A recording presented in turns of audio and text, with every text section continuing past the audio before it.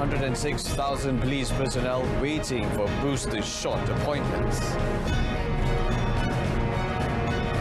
Agro threats helps stabilizing prices of agro-food products.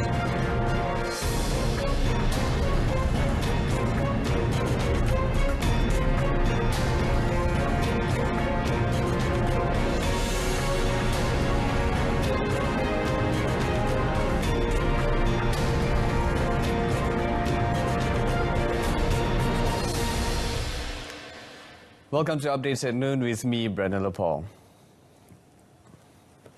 A total of 106,352 Royal Malaysia Police PDRM personnel are still waiting for their COVID-19 booster shot appointments through the My Sejahtera app. Deputy Inspector General of Police, Datuk Sri Mazlan Lazim, said 8,733 personnel have received their booster shots, while the others are still waiting for their appointments. Datuk Sri Mazlan said there have been no issues regarding police personnel rejecting vaccinations, but they would not force the issue if any personnel had health issues that qualify them for an exemption by a doctor.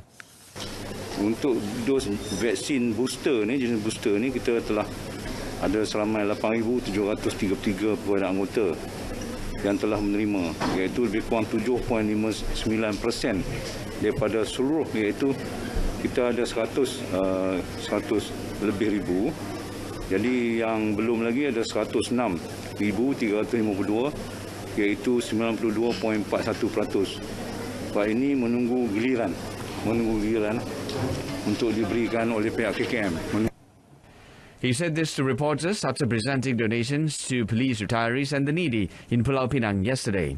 He had earlier presented donations from the Bukit Aman PDRM Wakalah Zakat Fund in the form of necessities and cash to 40 PDRM Asnaf Muslim poor and retirees at the Pulau Pinang Contingent Police Headquarters. Malaysia's COVID-19 death toll now stands at 30,425, with 55 more fatalities recorded yesterday. Of the new deaths, 8 were brought in dead, BID, bringing the tally to 6,153 of such cases. The Health Ministry's COVID-19 portal, last updated 6 a.m., reported 488 deaths in Malaysia in the past 14 days. Terengganu registered the highest number of COVID-19 fatalities in the last 14 days at 63, followed by Selangor 60, Kelantan and Perak 53 each. There were no COVID-19 fatalities reported in Labuan and Putrajaya in the last 14 days. There are 65,153 active COVID-19 cases in the country. Meanwhile, 1,122 patients nationwide were admitted to hospitals on Tuesday, an increase from 1,009 people admitted on Monday and 925 on Sunday. COVID-19 cases make up 37.6% of hospital bed utilization. A total of 509 patients are currently being treated at the intensive care units ICU, with 252 of them requiring ventilator support, with ICU utilization at 62%. On vaccination rates, 96.9% of the adult population nationwide.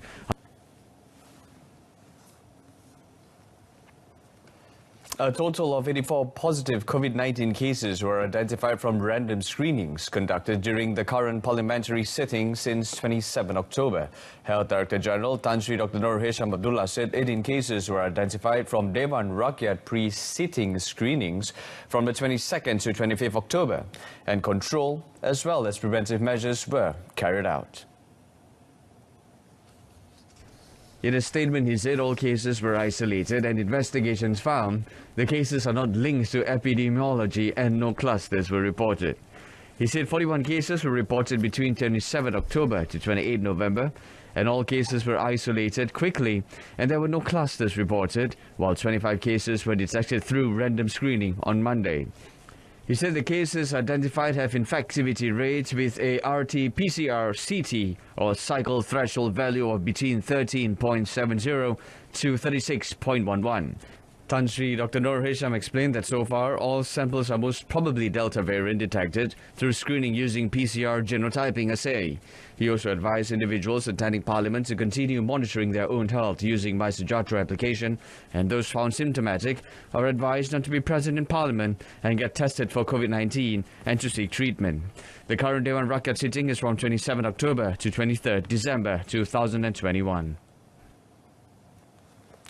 The Japanese encephalitis (JE) cases in Kedah are under control. However, people in the state should take preventive measures to avoid being infected by the virus. Kedah State Exco Dr. Muhammad Hayati Othman said from 1st of January until yesterday, 10 JE cases involving 3 deaths were reported in Kedah. Dr. Muhammad Hayati, who is also the State Health and Local Government Committee Chairman, explained that 2 deaths reported by the State Health Department, JKN, were in Kota Star on the 18th and 25th of November at Jalan Pegawai and Tunku Bendahara involving adults, while another death case was in the Pendang district. According to Dr. Muhammad Hayati, the JKN had implemented control measures in the areas that have been identified to prevent outbreaks in addition to containing the breeding of Culex mosquitoes. So hati-hatilah, kita tak mau apa yang terjadi beberapa tahun yang lepas, sebab berat juga ni kalau dah ada kematian kan, kita bimbang. Sebab dia gejala dia demam, sakit kepala, sikit-sikit badan. On Sunday, Kedah Health Director Dr. Othman Warijo with a statement said the Kedah JKN confirmed that 2 cases of JE infections were detected in the Kota Star district, with both cases involving death. Now, a total of 4,064 eateries nationwide were inspected by the Ministry of Domestic Trade and Consumer Affairs, KPDN-HEP, during menu. Now, its Enforcement Director, Azman Adam, said since the launch of the operation on 6 November, over 2,000 enforcement officers were deployed to conduct checks to curb the sudden increase in food prices. Azman said out of the number of eateries inspected, 45 premises were charged with various offences under the Price Control and Anti-Profiteering Act 2011 and the Weights and Measures Act ATS 1972. He said that checks found that some restaurants were displaying prices that were different from the prices stated in the menu. Jadi kita ada ambil beberapa tindakan tadi, kalau boleh tengok, di mana tanda harga yang dipamerkan dengan tanda harga yang tertera di menu adalah tidak sama, dan ini merupakan satu perlakuan yang boleh mengelirukan pengguna. Jadi kita ambil tindakan. Begitu juga kita dapati ada di sebahagian daripada item-item yang dijual di restoran-restoran ini tidak ada tanda harganya. Jadi itu juga kita ambil tindakan. Azman said the ministry would no longer issue warnings to violators. Instead, it would impose stern action under the Anti-Profiteering Act 2011 if they were found guilty. Restaurant operators found to have breached the law can be fined a maximum of 50,000 ringgit, while corporations can be fined up to 100,000 ringgit, or a maximum of 3 years jail under Section 14, subsection 1 of the Act.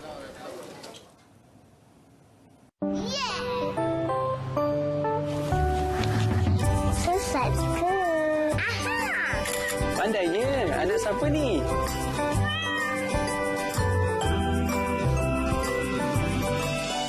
Platforms such as agro-trades can be a medium to stabilize and lower prices of agro-food products in the country by reducing the involvement of middlemen. Agriculture and Food Industry Minister Dato' Sri Dr. Ronald Kiandi said with the e-commerce platform, producers can market products directly to buyers at a price lower than the market price without being manipulated by middlemen. Jadi platform ini diharapkan akan dapat digunakan pakai oleh semua di kalangan petani, nelayan dan peternak negara untuk memasarkan hasil usaha mereka terus kepada pembeli, sama ada di kalangan entiti bisnes atau eventually kepada pengguna. So semada membuat transaksi penjualan melalui B2B dan juga B2C, business to business dan business to consumer. Speaking to the media after launching Agro Threats platform at the Malaysian Agricultural Research and Development Institute, MARDI, the minister called on local industry players to help creating ways, such as the e-commerce platform, to boost the earning of farmers and fishermen, reducing the involvement of middlemen, thus stabilizing the prices of agricultural products. Meanwhile, he said the online bazaar operated by the Federal Agricultural Marketing Authority, FAMA, Agro Bazaar Online, recorded sales of almost 4 million ringgit from January 2020 to 31st October, while online storage Agro Bazaar Malaysia, which can be accessed via the Shopee e-commerce platform, and AirAsia Farm recorded sales of almost 1 million ringgit in the same period. Malaysia remains committed to preserve the rights of female migrant workers in the country. Foreign Minister Datuk Saifuddin Abdullah said this commitment is reflected by the implementation of various programs and activities that stress on the importance taking care of social welfare, protection and rights of the female workers. In a regional dialogue read by Foreign Ministry's Deputy Secretary General Datuk Cheong Lun Lai, he said the government will take all actions needed to eradicate any form of discrimination and persecution against female workers. The government is committed to cooperate and engage constructively with all parties in finding the best ways and solutions to address the issue. In coming up with the National Action Plan on Business and Human Rights, the government is in close consultations with various stakeholders, including government agencies, Suhakam, business leaders, investor organizations, regulators, foreign missions, academia, and civil society. Until October this year, there are 221,309 female migrant workers, which is about 19.44% of the total migrant workers in the country.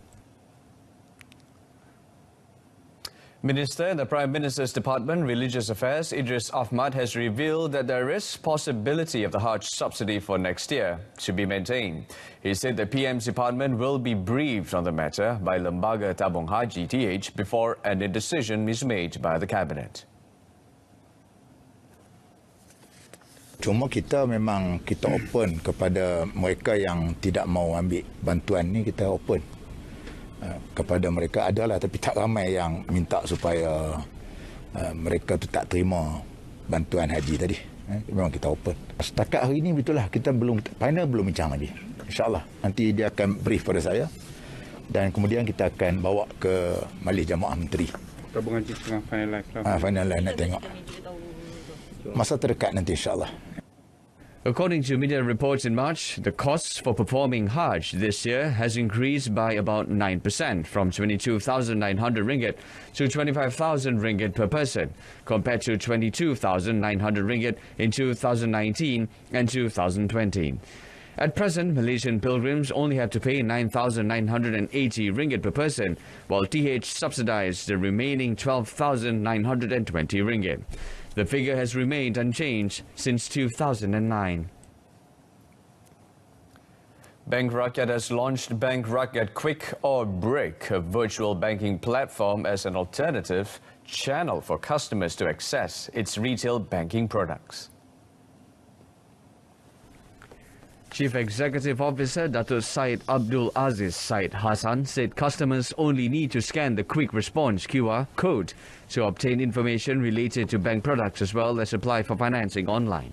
In a release statement, he said with a user-friendly concept, BRIC is the latest digital medium to reach customers across the country without borders, comprehensively, easily and quickly. He said the service is targeted at customers who intended to subscribe to its financing products, including personal financing I, housing financing I, vehicle financing I, takaful services, or apply to become a member of Club Nuri. More information about BRIC can be found at Bank Rakyat website www.bankrakyat.com.my. Prime Minister Dato' Sri Semasa hails journalists as among the unsung heroes at a time when the nation and the world have been ravaged by COVID-19 by channeling pandemic-related information to the masses. He said journalists were willing to go through danger, including risking their lives against threats posed by the coronavirus to carry out their duties. Memahami konsep sebenar keluarga Malaysia. The Prime Minister said journalists go through these situations to ensure those who were confined to their homes during the Movement Control Order, MCO, had access to information and were able to follow current developments. Meanwhile, Dato' Sri Semasa also hoped that the bond of understanding between the government and the media would continue to flourish. He said despite several challenges, the Prime Minister believes traditional media is still relevant and had a role to play in delivering the government's aspirations to the people, including in the joint effort to make the Keluarga Malaysia concept introduced today in the government a success. Media dan wartawan boleh terus memainkan peranan seperti yang telah dilakukan sekian lama, iaitu menyampaikan hasrat kerajaan kepada rakyat. Dalam situasi semasa, media dan wartawan boleh sama-sama menjayakan konsep keluarga Malaysia yang diperkenalkan dalam pentadbiran kerajaan hari ini. Kewartawanan tradisional yang melalui proses pengesahan, penyuntingan yang ketat, pastinya menghasilkan berita yang benar atau sahih dan sekaligus membolehkan rakyat memahami konsep sebenar keluarga Malaysia atau dasar kerajaan yang lain. Dato' Sri Semasa said this in a speech at the Malaysian Journalists' Night 2021 Awards presentation last night. KL City ended their 32-year wait in the Malaysia Cup when they defeated Johor Darul Ta'zim JDT 2-0 in the final at the National Stadium in Bukit Jalil on Tuesday. It was an eventful night for KL in front of 20,000 odd fans as they played a patient game to frustrate JDT before scoring 2 goals in the second half to embarrass their star-studded opponents. Zafri Yahya in the 66th minute and skipper Paulo Josue 74th were the heroes, with each scoring a goal for Boyan Hodak's side. With almost 20,000 fans watching from the stands, the first half saw the Southern Tigers launch a series of assaults on the KL City goalmouth. But the City boys managed to ward them off with some gutsy defending, desperate tackles and outstanding goalkeeping by Kevin Ray Mendoza. But that doesn't mean it was all one-way traffic, as KL City did manage to launch a few threatening attacks to show that they too meant business. Zafri converted a J. Patiban cross from the left to beat JDT keeper Farizal Marlias from close range after 66 minutes. 8 minutes later, Josue controlled a Ryan Lambert cross with his chest before scoring past keeper Farizal with a low drive. JDT coach Benjamin Mora brought on forwards Shafiq Ahmad and Mohamadu Sumare in an attempt to bounce back, but they could not do much to spoil KL's party. KL City's Shukuradan marked the final match of his career when he replaced the Kenny Paulraj in stoppage time. With the title, KL City books their ticket for next year's AFC Cup.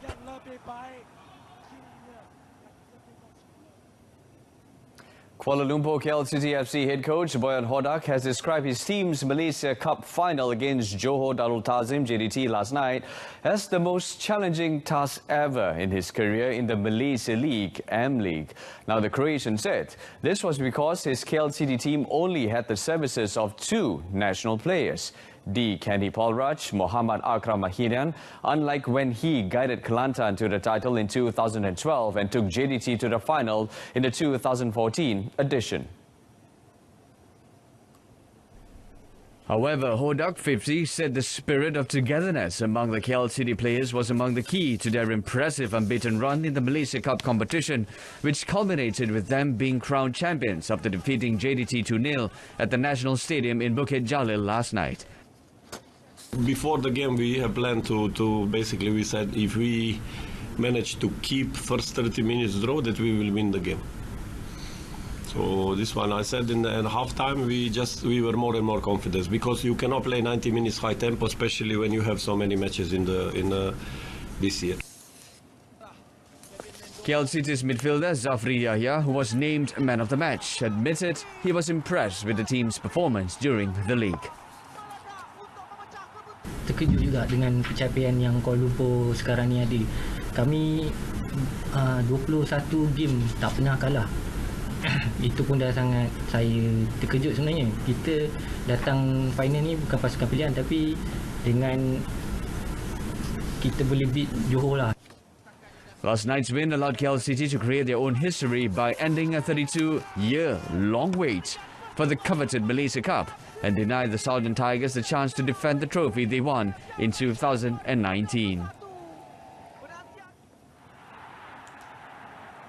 Meanwhile, JDT head coach Benjamin Mora admitted that it was a difficult result to take. However, he defended his team's tactics and praised his men for not giving up until the final whistle. They did a good job. Kuala Lumpur did a good job. They hold back, they sit back. They were not pressing, they were waiting in the pitch, trying to close the gaps, close the spaces, and they did it well. For the record, this was the first time KL City and JDT met in the Malaysia Cup final after the privatisation of Malaysia League and League clubs, although the Johor FA did beat Kuala Lumpur FA to lift the Malaysia Cup in 1985.